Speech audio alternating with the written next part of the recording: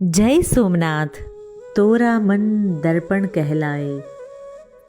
લેખક છે પ્રવીણ ક લહેરી. આપણું જીવન સુખ દુઃખની કડીઓથી બનેલી સાંકળ જેવું છે. એક ક્ષણે સુખ તો બીજી ક્ષણે દુઃખનો અનુભવ આપણે સતત કરીએ છીએ. અને દુઃખ એ વ્યક્તિગત અનુભૂતિ હોવાથી તેની સામાન્ય વ્યાખ્યા કરવી શક્ય નથી. એક વ્યક્તિને ભાવતું ભોજન બીજાને જોવું પણ ન ગમે તેવી સ્થિતિ થઈ શકે છે. અંગ્રેજી ચિંતક મૈથા જેણે ઉપયોગિતાવાદ રજૂ કર્યો, તેમજ જૈન દર્શનમાં દ્રઢ માન્યતા છે કે તમામ જીવોને સુખ અને આનંદની અનુભૂતિ જોઈએ છે, પરંતુ તેમાં અનેકવાર દુઃખરૂપી વિક્ષેપ આવે છે. સુખ અને દુઃખ અંગે ચિંતા કર્યા વગર સ્થિતિનો સ્વીકાર કરવા માટે આપણા કવિ નરસિંહ મહેતા કહે છે કે સુખ દુઃખ મનમાં ન આણીએ, ઘટ સાથે રે ઘડિયા, ટાળ્યા તે નવ ટળે રઘુનાથના જડિયા. આપણે સ્થિર બુદ્ધિથી વિચારીએ તો ક્ષણિક આવેગો કેમ ઓછા કરી શકાય અને મનને સ્થિર કરીને આઠે પહોર આનંદમાં રહી શકાય તે માટે મનને કેળવવું જોઈએ. જેમાં યોગ, તપ, સાધના કે સાક્ષાત્કારનો એક અર્થ મનમાં સતચિત આનંદ, સચ્ચિદાનંદ કાયમી વસે તેવી જીવનશૈલી અપનાવવી જોઈએ. આપણે દિવસ દરમિયાન અનેક માણસોને મળીએ છીએ, પરંતુ તેમાંના અમુક સદાય ખુશખુશાલ નજર આવે છે, જ્યારે અમુક લોકો હંમેશા હમણાં જ દિવેલ પીધું હોય તેવું કટાણું મોં રાખીને સતત ફરતા હોય છે. ઘણી વ્યક્તિઓ તમામ ઘટનાઓને હકારાત્મક રીતે લઈને મુશ્કેલીના બોજ હેઠળ દબાઈ જતા નથી. સામે પક્ષે પોતાની ધારણા મુજબ ઘટના ન બને તો તેનાથી ખૂબ વ્યાકુળ થઈને વાણી વર્તન ઉપર અંકુશ ગુમાવે તેવી વ્યક્તિઓ પણ આપણે જોઈ છે. સામાન્ય રીતે કહ્યું છે કે પહેલું સુખ તે જાતે નર્યા.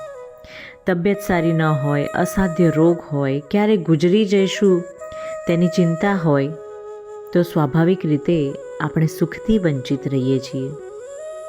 બીજું સુખ તે ઘેર દીકરા. જો કે આજકાલની જીવનશૈલીમાં સંતાનો મા બાપ પ્રત્યે ફરજો બજાવવામાં ઉદાસીનતા સેવે છે. જો કે સરકારે કાયદો કરીને મા બાપની માળખાકીય જરૂરિયાત અને સાચવવાની જવાબદારી અંગે સરસ કામ કર્યું છે. મા બાપ પ્રત્યે ફરજ અદા કરવાની ભારતીય સંસ્કૃતિ અને સંસ્કારની પરંપરા પાળવામાં ઓટ આવતી જાય છે તે ચિંતાનો વિષય છે. ત્રીજું સુખ તે ગુણવંતી નાર. સ્ત્રી પુરુષ માટે લગ્ન એ પવિત્ર બંધન છે અને પ્રજોત્પત્તિ માટે આપણા પૂર્વજોએ ગોઠવેલી સંસ્થા છે. આજે પતિ પત્ની વચ્ચે ઉગ્ર મતભેદો અને છૂટાછેડાની ઘટનાઓ સામાન્ય બનતી જાય છે. લિવ ઇન રિલેશનશિપ જેવા પ્રસંગો પણ સમાજમાં આવેલું પરિવર્તન દર્શાવે છે. એક કવિએ કહ્યું છે કે સુખ ચેનથી રહેતા જ્યાં દંપતી, ત્યાં તુચ્છ છે સ્વર્ગની સંપત્તિ. કહેવતનું આ ત્રીજું ચરણ આપણને લગ્ન અને પરિવારની મહત્તા દર્શાવે છે. કહેવતનું ચોથું ચરણ છે ચોથું સુખ તે ભરેલા ભંડાર. આજના અર્થપ્રધાન યુગમાં નાણાં, પૈસા, રૂપિયા, ધનનું વધારે મહત્ત્વ છે. ધન સુખનું કારણ પણ બને છે અને વિવાદનું પણ.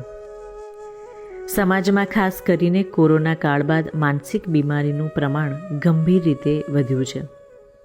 સુખ અને દુઃખના મૂળમાં મંદ રહ્યું છે. તન કી દौलत ढलती छाया, मन का धन अनमोल, भले बुरे सारे कर्मों को देखे और दिखाए, तोरा मन दर्पण कहलाए.